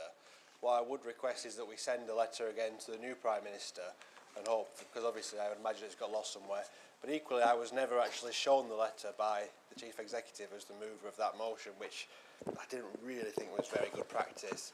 But if we could try and make some more progress on that, because that is the only resolution that's been actioned so far. Thank you. Thank you very much. Does Council note the report and confirm the appointments made to various outside bodies? I'd like to ask a question. We passed the guillotine, we need to move on. Okay, so you allowed Councillor Woodvine to ask a question. So then, as a part of clarification then, could we have the same as item 9, that we can put the questions in writing and get a response? Because I've asked, the question I've asked officers. Yeah, I think it's very sensible suggestion. Thank you. Right. Yes, appreciate that. Does Council note the report and confirm the appointment made to various outside bodies? Okay. Appointment of committees and composition of political groups. Please note, in respect of this item, members should refer to the supplementary paper that have been circulated around the chamber. This is the most up-to-date version of the report and the committee membership grade. I intend to deal with this item in 3 stages. Firstly, I will be asking that Council agrees the determination of seats in accordance with paragraph 1.5 of the report. Secondly, I will ask Council to agree the appointment of members as detailed in the grade has been circulated. Thirdly, Councillor Shah will move and Councillor Taylor will second the appropriate time amendments to the appendix in respect of certain chairs and vice chairs of committee. So, number 1, does Council agree the determination of seats in accordance with paragraph 1.5 of report? Okay.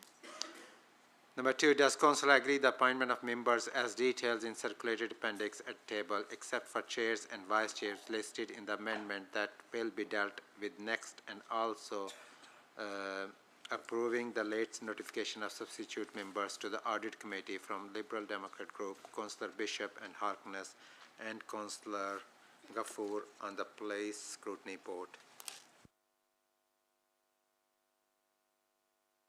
Amendment, Councillor Shah to move and Councillor Taylor to second the amendments to the appendix in respect of certain chairs and vice chairs of the committee.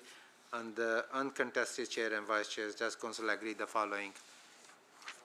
Do you need to move? Do you need to move first? Move, Mr. Mayor. Second, Mr. Mayor. So on uncontested chair and vice chairs, does Council agree the following? Yes, Councillor Hamlet. Mr. Mayor, it's the first time I'm speaking tonight. I'm very surprised by this, considering the fact that the recently Prime Minister-elect actually said that his door is open and the new government is about a politics of service. So perhaps that particular message hasn't quite got to this particular administration. What is your question, Councillor Hamlet? Well, we're out of gelatin already. My question is, where's the openness and transparency of this? Because it seems as if they just want to place people from the said administration rather than actually work in an open and transparent way and actually work in a collaborative manner, as what the leader said. That's really... Well, as what the leader said back Sorry, in May. do you want to take a seat? So my question is, why is this being done? That's my question. Why is this being done? You wish to respond to this Yeah, question? Mr. Mayor. So that consensus politics still exists, but not with people that use secret surveillance to listen to private meetings. And most importantly, we are the administration, so we can do this legitimately. Point of order, Mr. Mayor. Point of order. I thought that that particular issue was being dealt with in a very sensitive and very particular matter. So is that... I'm really sorry, I need to move to the vote. I'm really sorry, I'm asking you to take a seat, please. I need to move to the vote, please, on this. You can vote. Move recorded vote, please. Kosovan, I'm really sorry. We're out of guillotine. Either we need to extend the guillotine and have a vote on that. Mr. Mayor, she had her hand up first. Move to extend the guillotine. She had her hand up first before Councillor Hamblett, so I think she should have a right to speak.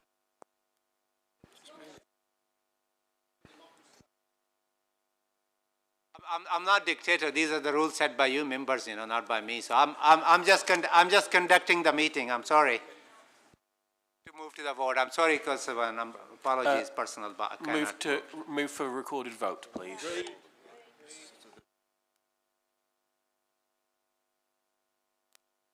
Do you want to do the recorded vote on uncontested or contested ones?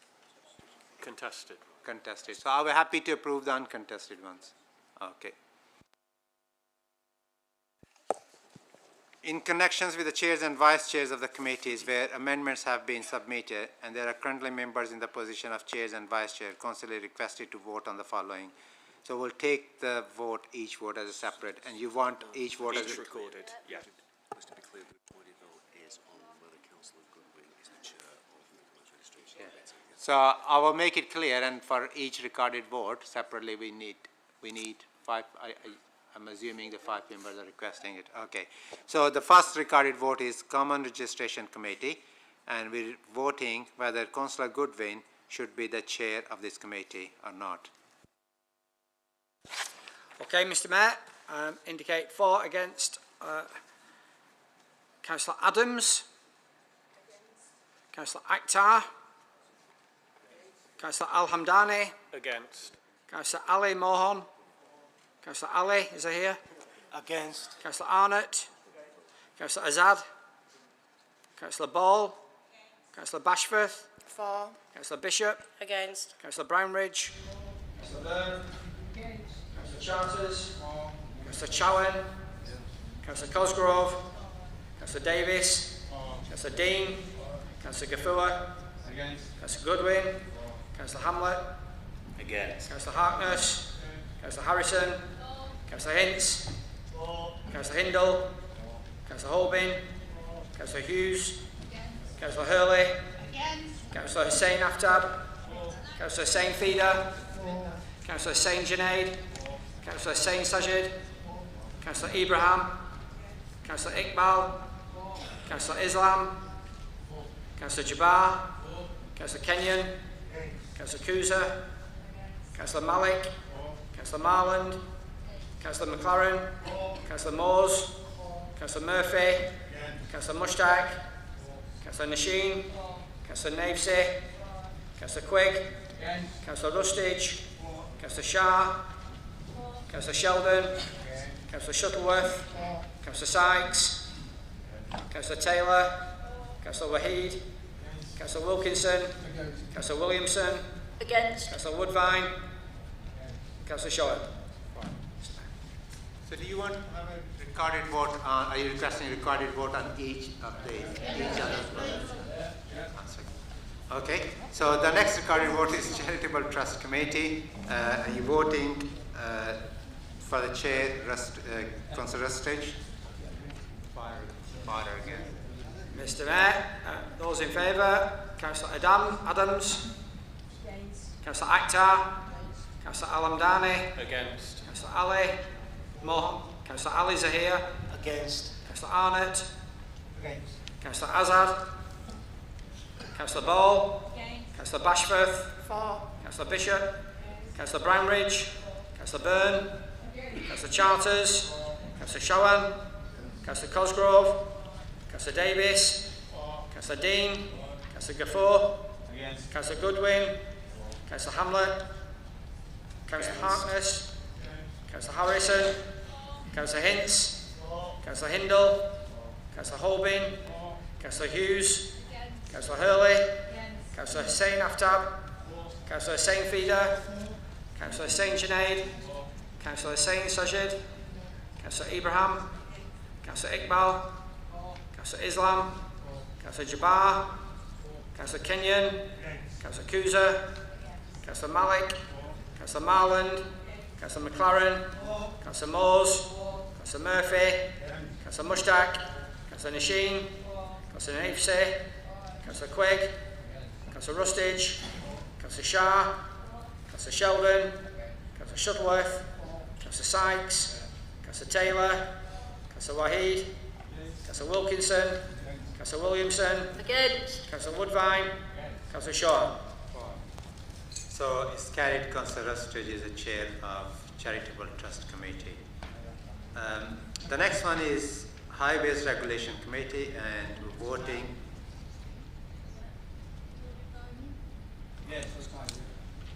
Sorry, I can't take any more comments. I just have to move to the vote. We are already out of Killade. I'm sorry, Kosan. Highways Regulation Committee, Chair Shuttleworth, Councillor Shuttleworth. So.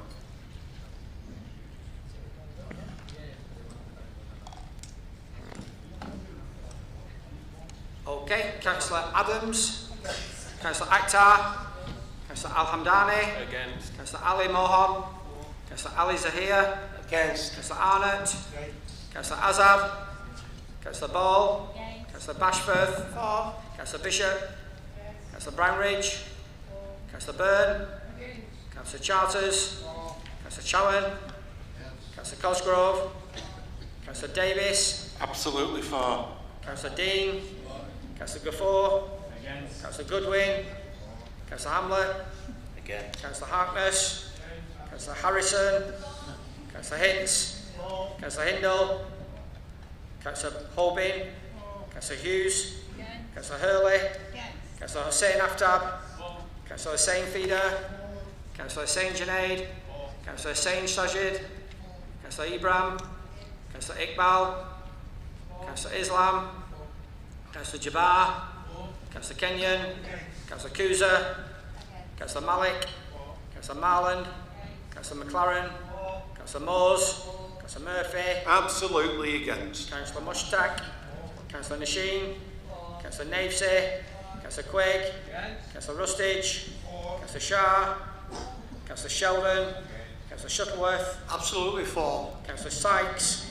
Absolutely against. Councillor Taylor. Councillor Wahid. Councillor Wilkinson. Councillor Williamson. Against. Councillor Woodvine. And Councillor Shaw.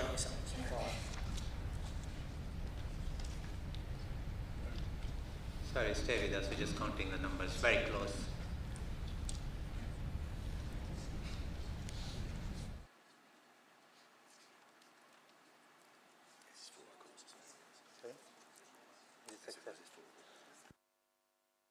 I'm delighted to inform you, Councillor Shuttleworth, you are a chair of a Highways Regulation Committee. So move on to Licensing Committee as Vice Chair, Councillor Harrison. Those in favour, Councillor Adams. Councillor Akhtar. Councillor Al-Hamdani. Against. Councillor Ali Mohan. Councillor Ali Zahir. Councillor Arnott. Councillor Azad. Councillor Ball. Councillor Bashforth. Councillor Bishop. Councillor Brownridge. Councillor Byrne. Councillor Charters. Councillor Showan. Councillor Cosgrove. Councillor Davis. Councillor Dean. Councillor Gaffor. Councillor Goodwin. Councillor Hamlet. Councillor Harkness. Councillor Harrison. Councillor Hintz. Councillor Hindle. Councillor Holbein. Councillor Hughes. Councillor Hurley. Councillor Hussain Aftab. Councillor Hussain Feeder, Councillor Hussain Junaid, Councillor Hussain Sajid, Councillor Ibrahim, Councillor Iqbal, Councillor Islam, Councillor Jabbar, Councillor Kenyon, Councillor Kuza, Councillor Malik, Councillor Marland, Councillor McLaren, Councillor Moores, Councillor Murphy, Definitely against. Councillor Mushtaq, Councillor Nasheen, Councillor Navesey, Councillor Quigg, Councillor Rustage, Councillor Shah, Councillor Sheldon, Councillor Shuttleworth, Councillor Sykes, Councillor Taylor, Councillor Wahid, Councillor Wilkinson, Councillor Williamson, Councillor Woodvine and Councillor Shully. Can I announce the results?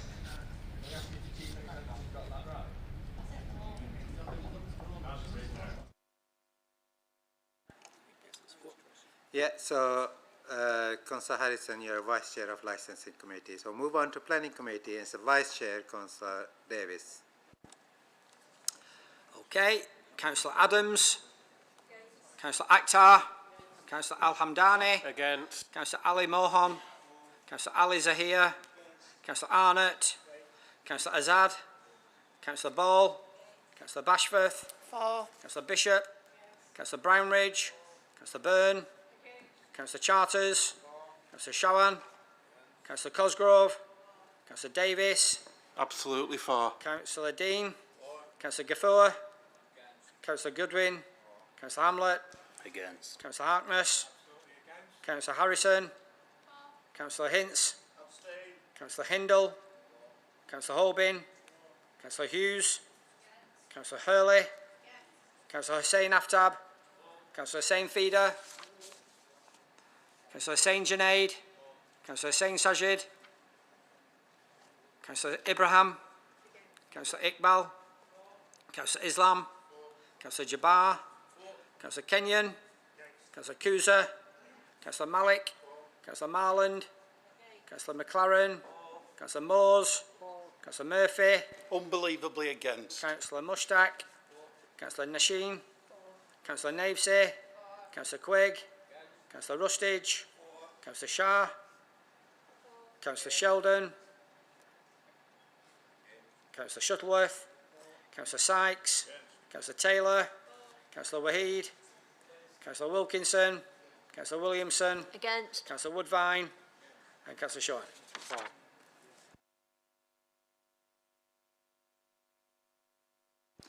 Okay, so Councillor Davis is the Vice Chair for Planning Committee. Can I just double check, do you still want to have a recorded vote on Adult Social Care and Health Scrutiny Board, Councillor McLaren? Yeah? Yes. Okay. So it's the Vice Chair, Councillor McLaren. Councillor Adams, Councillor Akhtar, Councillor Al-Hamdani, Against. Councillor Ali Mohan, Councillor Ali Zahir, Councillor Against. Councillor Arnott, Councillor Azad, Councillor Ball, Councillor Bashforth, For. Councillor Bishop, Councillor Brownridge, Councillor Byrne, Councillor Charters, Councillor Chowan, Councillor Cosgrove, Councillor Davis, Councillor Dean, Councillor Gafoor, Councillor Goodwin, Councillor Hamlet, Unsurprisingly, against.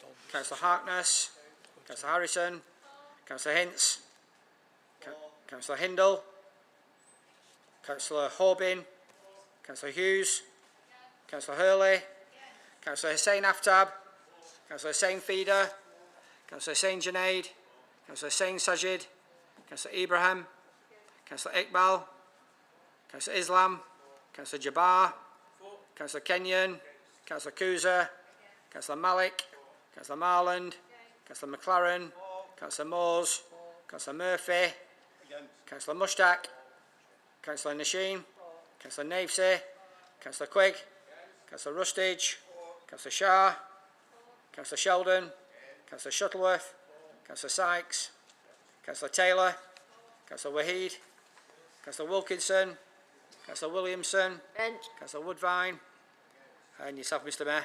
For.